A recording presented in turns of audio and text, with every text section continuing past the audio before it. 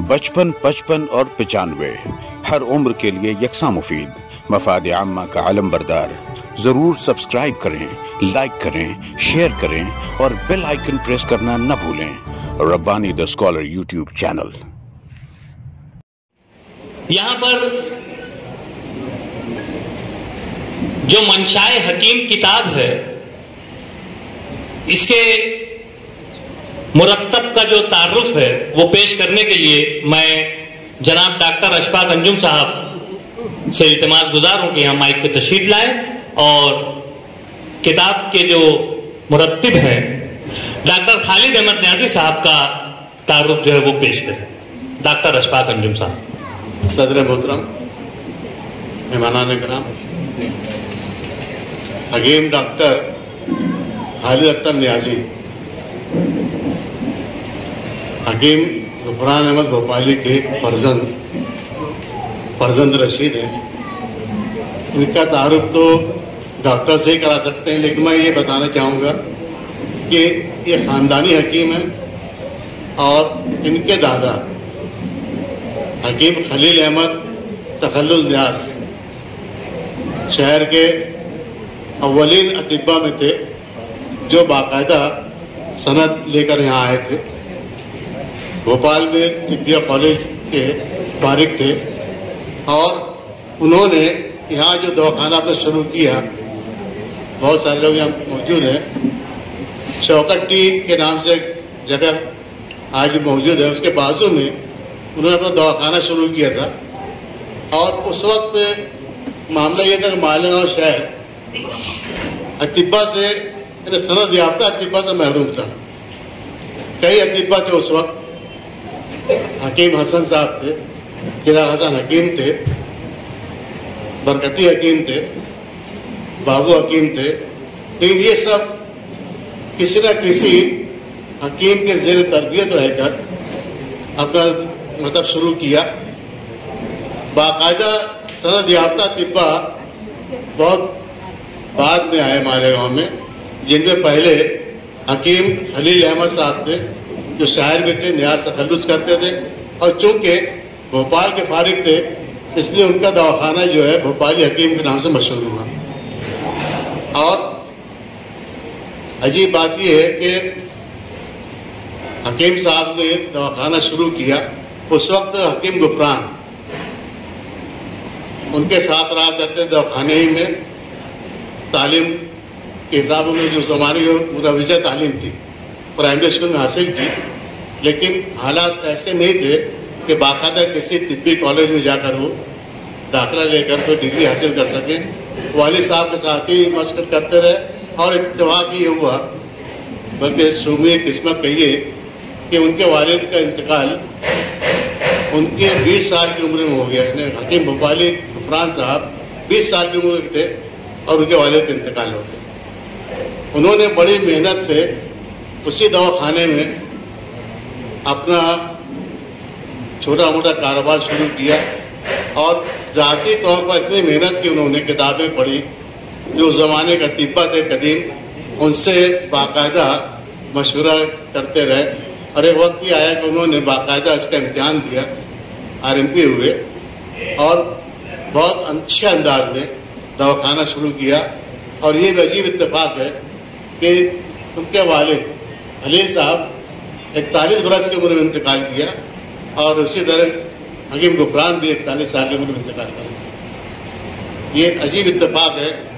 बहरहाल उन्होंने एक काम इतना ज़रूर किया कि अपने मतलब को इतना अच्छा और इतना मशहूर कर दिया कि लोग सिर्फ भोपाली हकीम के नाम से इलाज मुआवजे के लिए पहुँचते थे। वहाँ शहर में ये हो गया, किसी ने अगर दवा की बात की, इलाज की बात की, तो पहले लोग ये कहते भोपाली हकीम जाएंगे। फिर एक म्यार बनाया उन लोगों ने और उसके बाद ये हुआ कि हकीम के गुफरान साहब ने, जो कि कहना चाहिए कि वरासत में दोनों चीज़ें मिली थी उनको, तिब भी और शायरी भी।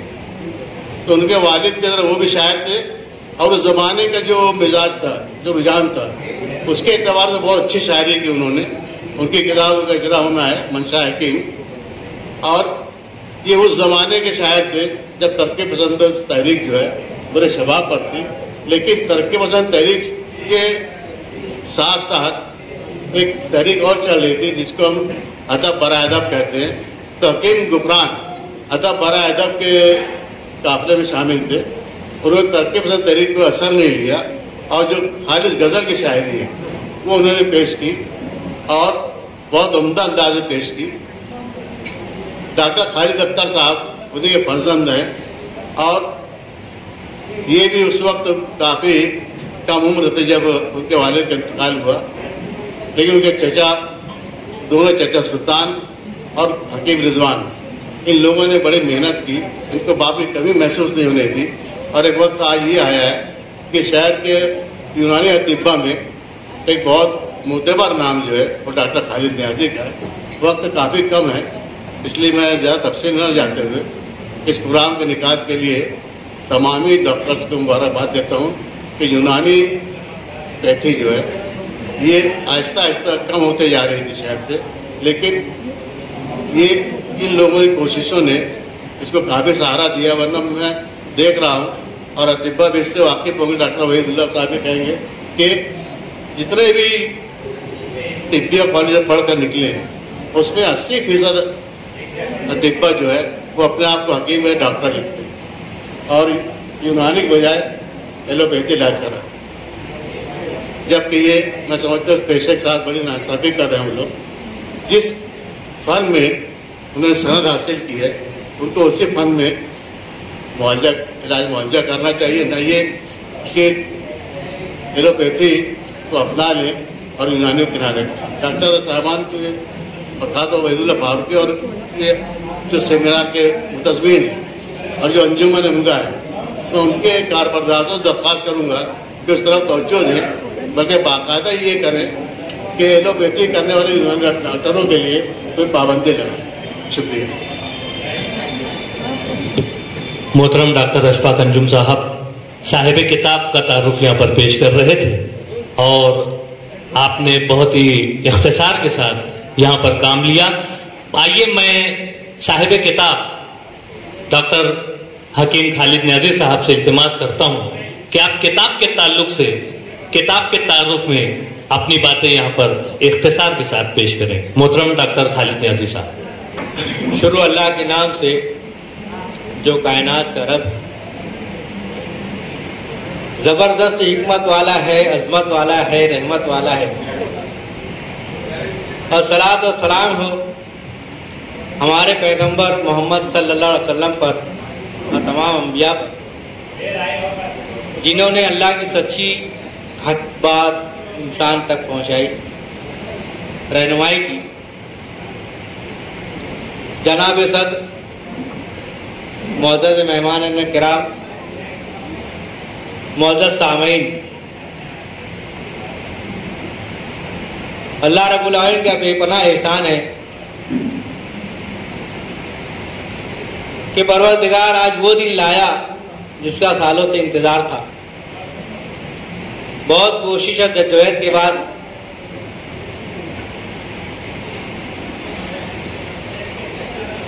12 فروری عالمی یونانی دن جو حکیم اجمل خان صاحب کی پیدائش کا دن ہے منایا جاتا ہے.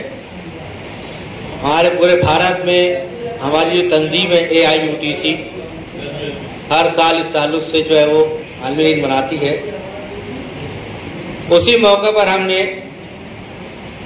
رس ہجرا اور طبی یونانی سیمینار کا پروگرام رکھا جس میں آپ سب لوگوں کا استقبال کیا جاتا ہے کہ آپ اپنا قیمتی وقت نکال کر اس پروگرام کو کامیاب بنانے میں بہت اہم کردار ادا کر رہے ہیں.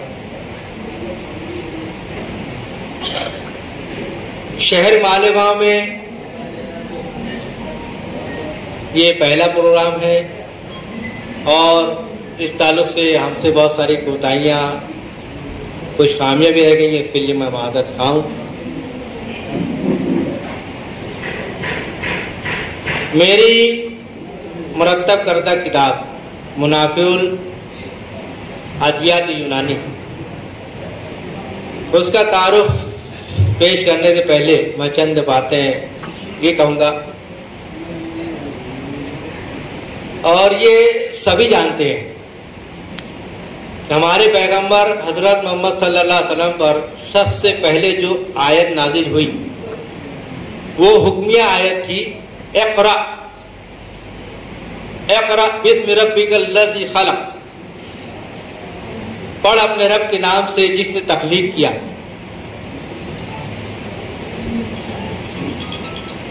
میں مشاہدہ کر رہا ہوں کہ اس حکم پر سارے عالم میں عمل تو ہو رہا ہے مگر کچھ فرق ہے۔ ایک یہ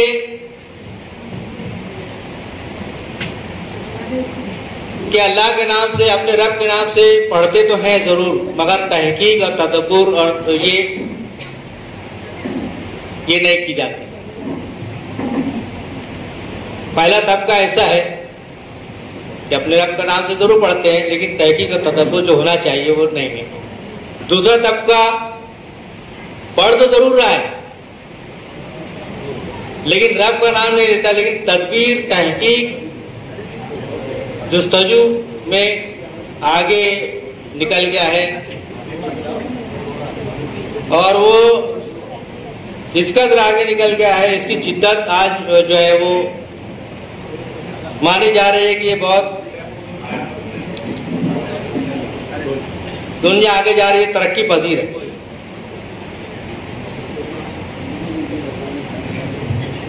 لیکن قرآن پاک کی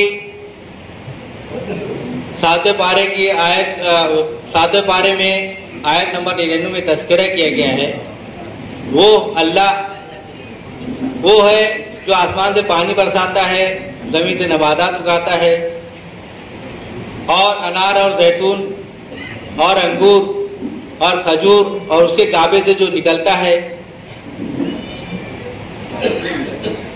اس پہ غور فکر کرو۔ جب پھل پکے، پھل پکنے کو غور کرو، اس میں اللہ پاک نے اپنی نشانیاں رکھی ہے اس قوم کے لیے جو مانتے ہیں، ایمان لاتے ہیں۔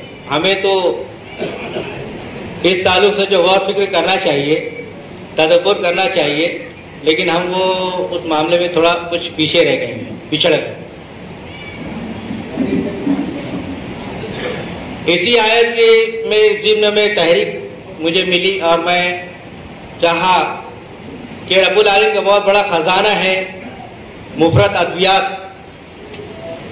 اگر ہم اس پہ تحقیق کریں، غور فکر کریں، تو آج کے دور میں جہاں بہت زیادہ ترقی یافتہ دور ہے لیکن پھر بھی انسانیت بہت سارے امراض سے پریشان ہے، ہم ان کی پریشانیوں کو دور کرنے کے لیے اس میں کچھ علاج معالجہ ڈھونڈ سکتے ہیں، نکال سکتے ہیں ان کے مشکلات سے۔ اس تعلق سے میں نے 1998 میں نئی ادویات پہ، مفرد ادویات پہ ترتیب دینے کے لیے کوشش کی، عزم کیا، اور اللہ پاک نے کہا ہے کہ بھائی عزم کرو اور اللہ پر بھروسہ کرو۔ میں نے عزم کر کے اللہ پر بھروسہ کیا۔ 1998 سے یہ کام شروع کرنے کے بعد میں نے بہت ساری یونانی کتابیں، جس میں مخزن الادویہ، خزینۃ الادویہ، خزائن الادویہ اور ہند پاک کی جڑی بوٹیاں، حتیٰ کہ جو ہے آیورویدک کی جو کتاب ہے انڈین میٹریا میڈیکا، میں تمام کتابوں کو جمع کیا، مشاہدہ کیا، سب کو پڑھا، تو کہیں نہ کہیں کچھ نہ کچھ کمیاں رہ گئی، تو مطلب اس کمیوں کو دور کرنے کے لیے ہمیں کتاب ترتیب دینا چاہیے جس میں ہر طرح کی سہولت، ہر طرح کی سہولیات ہونا چاہیے، تاکہ ہمارے آج کے اس دور میں خصوصاً طبیہ کالج سے فارغ شدہ جو یونانی ڈاکٹرز ہیں وہ اپنی لینگویج کے ساتھ، اپنے حساب سے اپنے اس کو آگے بڑھائیں۔ اب میں نے اپنی کتاب میں جو دیکھا ہے، ترتیب دیا ہے، اس کا یہی چیز ہے کہ پرانی کتابوں میں جو ایک رہنمائی عقاقیر نام کی کتاب رہتی تھی جو جڑی بوٹیوں پہ، اس میں تصاویر تو تھی مگر مکمل نہیں تھی۔ پھر اس کے ساتھ آج وقت میرے ساتھ لیٹن نام، بوٹینیکل نیم اور مترادف نام بھی کی کمی تھی۔ پھر میں نے اس کو سوچا کہ اب اس میں سب چیز ہونا چاہیے، تو لہذا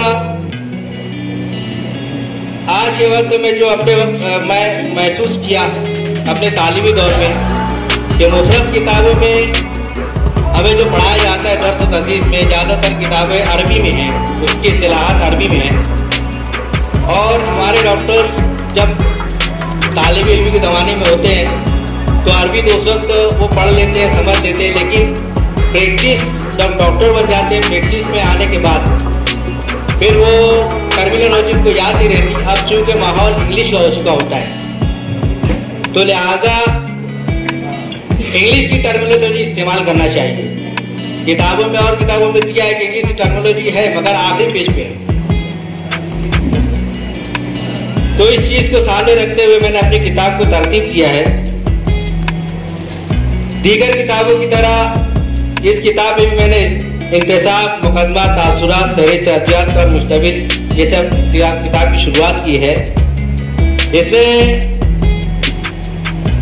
کتاب کی جو شروعات ہے الفابیٹیکلی طور پہ میں نے کیا ہے، الف با تا ABC، اس کے حساب سے،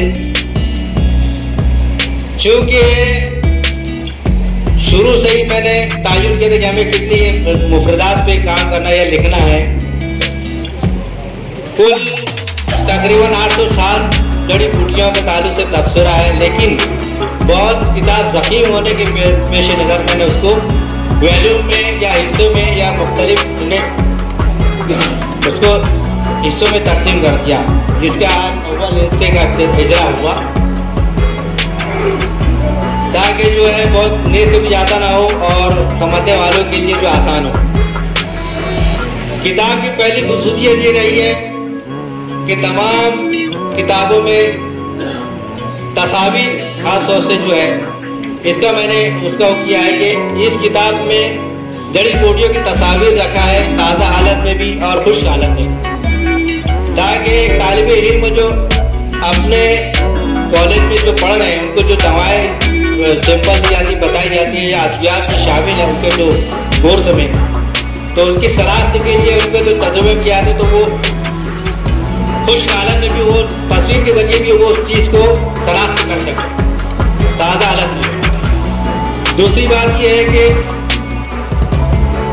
مترادف نام، ایک دوا کے کئی ایک نام، ہماری کتابوں میں جو ہے بہت ساری سنسکرت کے نام کہیں کہیں نہیں ہے، لیکن سنسکرت کے نام ہمارے اپنی یونانی دوا کا نام کو ساتھ میں اس لیے لکھنا ضروری ہے کہ آج آیورویدا سنسکرت میں، اگر کوئی آیورویدک ڈاکٹر ہم سے پوچھتا ہے اپنی عربی زبان میں کہتا ہے کہ بھائی اشواگندھا کیا ہے، تو ہم کو یہ معلوم ہونا چاہیے کہ آج کل ناگوری ہے، تو لہٰذا سنسکرت نام میں میں نے اس کو یہ واضح کیا ہے، اور اس میں پھر عربی، فارسی، مراٹھی، ہندی، بوٹانیکل نیم یہ سب ناموں کو ترتیب کیا ہے۔ نام کے تعلق سے ایسی بات آتی ہے کہ بھائی ہمیں جو ہمارے یونانی پریکٹیشنر ہیں، ڈاکٹرس ہیں، ان کو الگ الگ علاقائی اعتبار سے جانا بھی ہوتا ہے، تو ان کو یہ معلوم ہونا چاہیے کہ کون سے علاقے میں کیا بولا جاتا ہے۔ میرا اپنا تجربہ ہوا کہ ایک ڈاکٹر بہت اچھے جانکار سب کچھ، مگر اتفاق ان کو ایک چیز یاد ہے، ناسپال نہیں یاد آ رہا، ناسپال کیا چیز ہے بتائیے، حیران تھا، لیکن ناسپال جو انار کو کہتے ہیں۔ تو اسی طرح جو ہے ہمارا جانا ہوا ایک شہر میں، وہاں پہ ہم نے کہا کہ بھائی یہاں پہ کہیں پپیا ملے گا، تو کہنے بھائی پپیا کیا چیز ہوتی ہے، تو پھر میں نے سوچا کہ بھائی لگتا ہے ان کو نہیں سمجھ میں نہیں بات، ہم نے کہا بھائی پپیتا ملے گا، ہاں بھائی مل جائے گا۔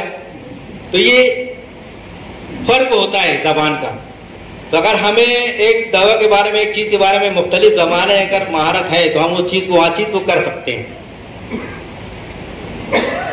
کتاب میں میں نے کل عناوین جو دی ہے، مختلف عنوان، وہ 16 عنوان ہیں، لیکن میں ان میں چند جو اہم عنوان ہیں جس پر تبصرہ کروں گا تاکہ وہ طویل وقت نہ ہو جائے۔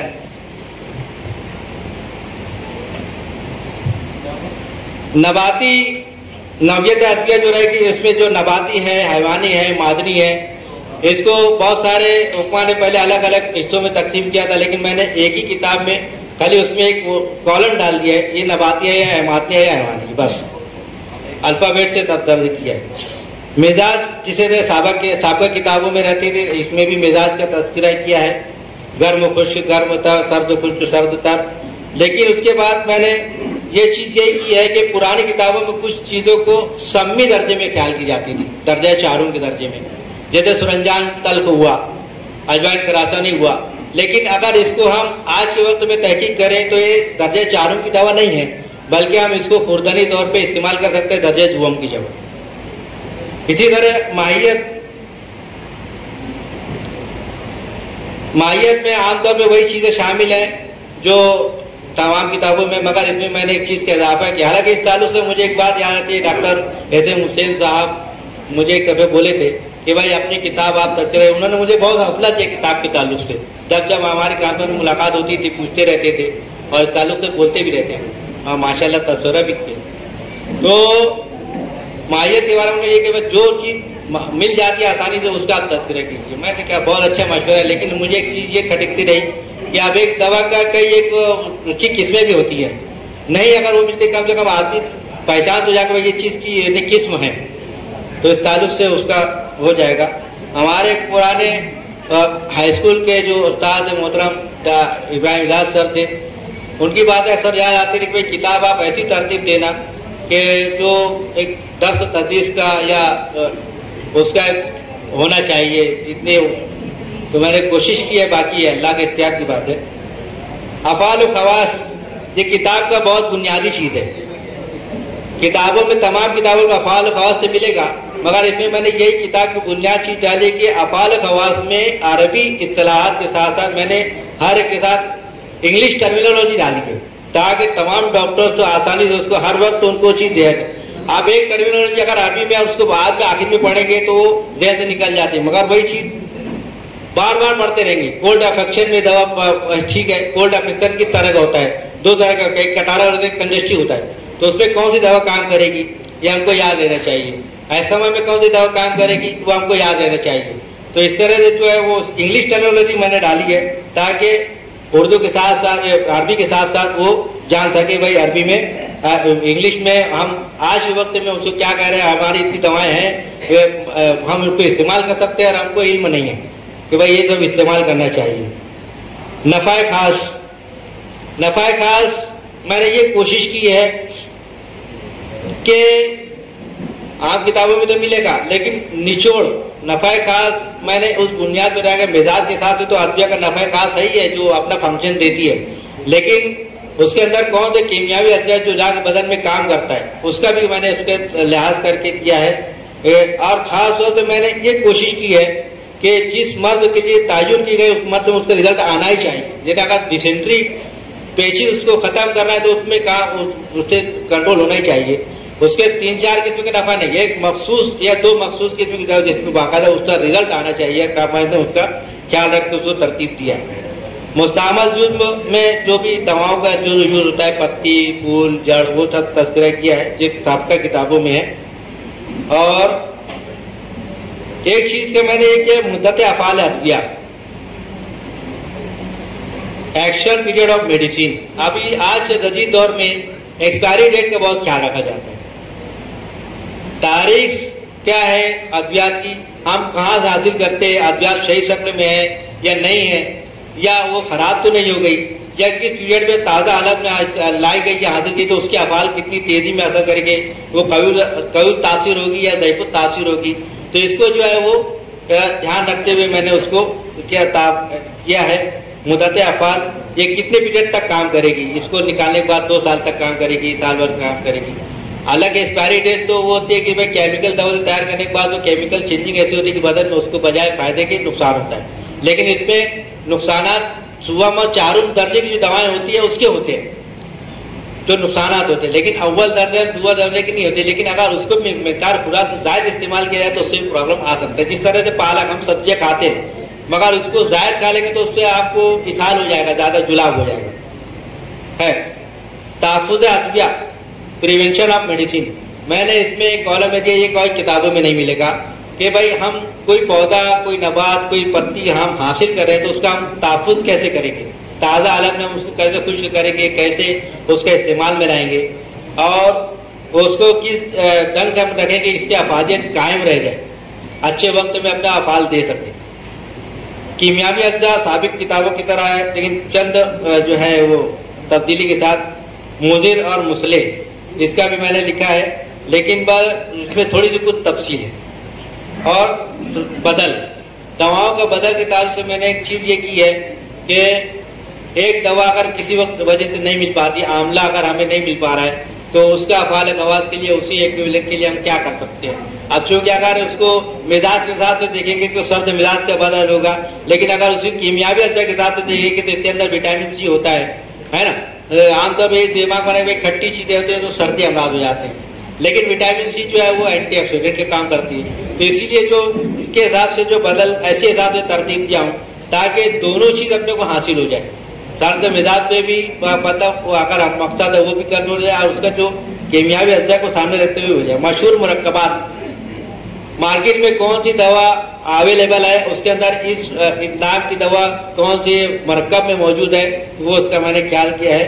بس ایک چیز کا یہ دھیان رکھا ہے کہ موجودہ وقت میں جیسے ابھی بہت ساری کمپنی ہو گئی ہے، پہلے جو ہے ہمدرد کی، علی گڑھ کی، نیو شمع کی، بھائی بہت ساری کمپنی، بقائی ہے، اس کے دواخانہ ہے، اور بہت ساری ایسی یونانی کمپنیاں آ گئی ہیں جیسے، تو اس کے اندر کون سے میں نے تمام نئی کمپنیوں کا نام بھی اور ان کے مرکبات بھی شامل کر لیے تاکہ ہمارے جو یونانی پریکٹیشنرز ہیں ان کو چیز ذہن میں آ جائے، تو موجودہ وقت میں آئے ہوئے پریشان ہے مریض کا وہ اس وقت ان کا علاج آسانی سے کر سکے۔ اور نسخہ جدید، آخر میں جو ہے نسخہ جدید، یہ جو میں مفرد دوا کا تذکرہ کیا ہوں اسی کے بنیاد کو رکھتے ہوئے ہم کیا نسخہ تجویز کر سکتے ہیں یا اس کو ہم کس ڈھنگ سے نئی دوا بنا کر کے مریض کو دے سکتے ہیں، اس کا میں نے کیا ہے۔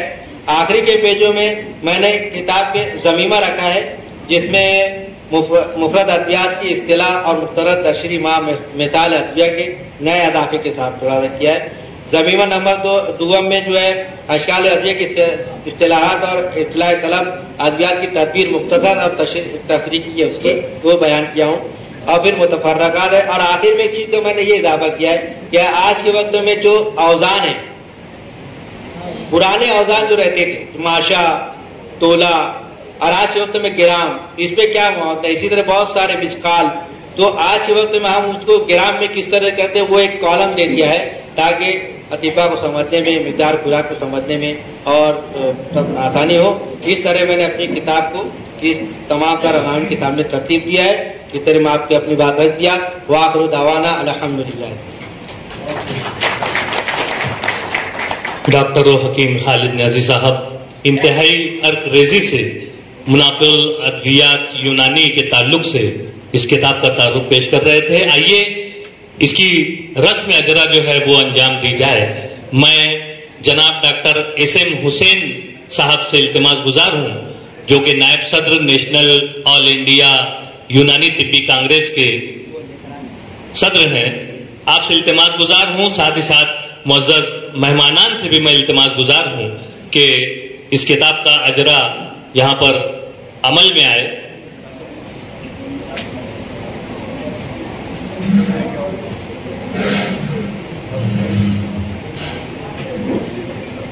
انتہائی عرق ریزی سے اس کتاب کو ترتیب دیا گیا ہے، آپ نے ابھی سماعت کیا۔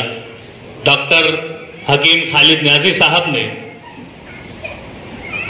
بڑے ہی مفصل انداز میں اپنی اس کتاب کے تمام مشمولات کو یہاں پر پیش کیا اور اس کا باقاعدہ اجرا ڈاکٹر ایس ایم حسین صاحب کے دست مبارک سے انجام پا رہا ہے۔ یقیناً ایک انتہائی منفرد اور مفید کتاب منظر عام پر آنا چاہ رہی ہے۔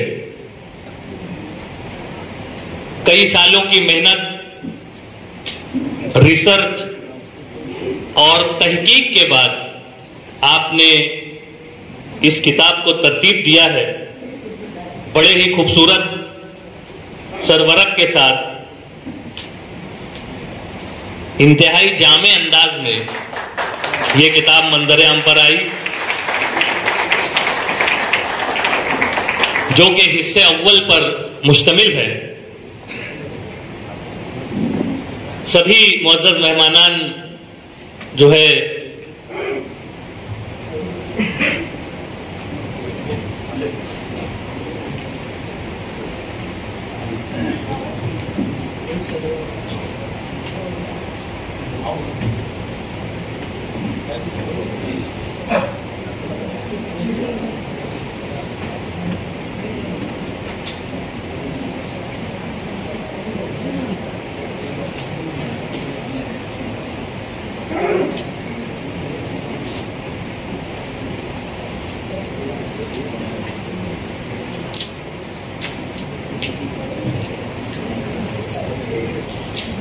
یہاں پر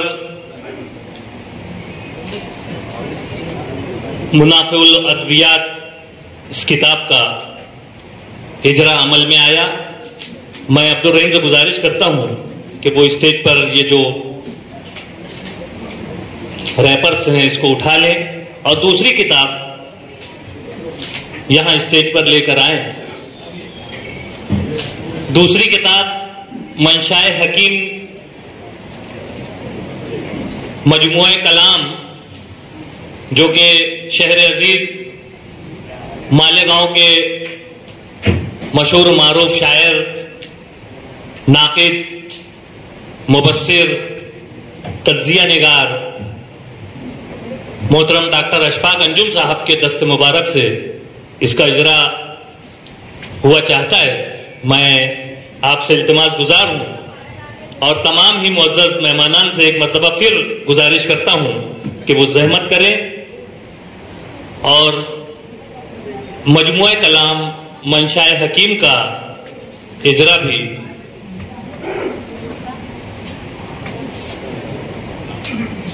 ڈاکٹر اشفاق انجم صاحب اس کا اجرا کر رہے ہیں.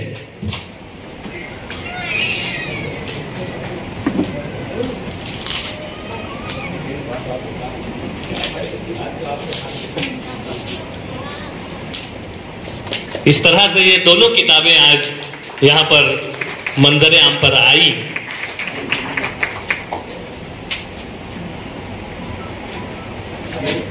ڈاکٹر ابو عرفان صاحب بھی یہاں پر تشریف لائے.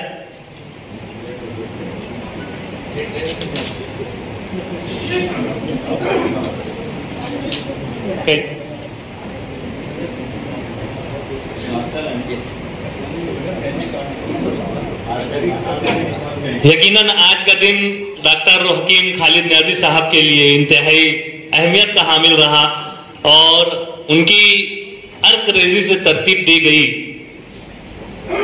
ان کتابوں کا یہاں پر اجرا معزز مہمانان کے دست مبارک سے عمل میں آیا. میں بہت شکریہ ادا کرتا ہوں اور معزز مہمانان سے التماس گزار ہوں کہ وہ اپنی نشستوں پر براجمان ہو جائیں. اور اسی کے ساتھ ساتھ یہاں پر میں مقرر خصوصی کی حیثیت سے محترم حضرت مولانا مفتی حسنین نعمانی صاحب سے التماس گزار ہوں کہ مائک پہ تشریف لائیں اور اپنے خیالات کا، اپنے احساسات کا یہاں پر اظہار کریں.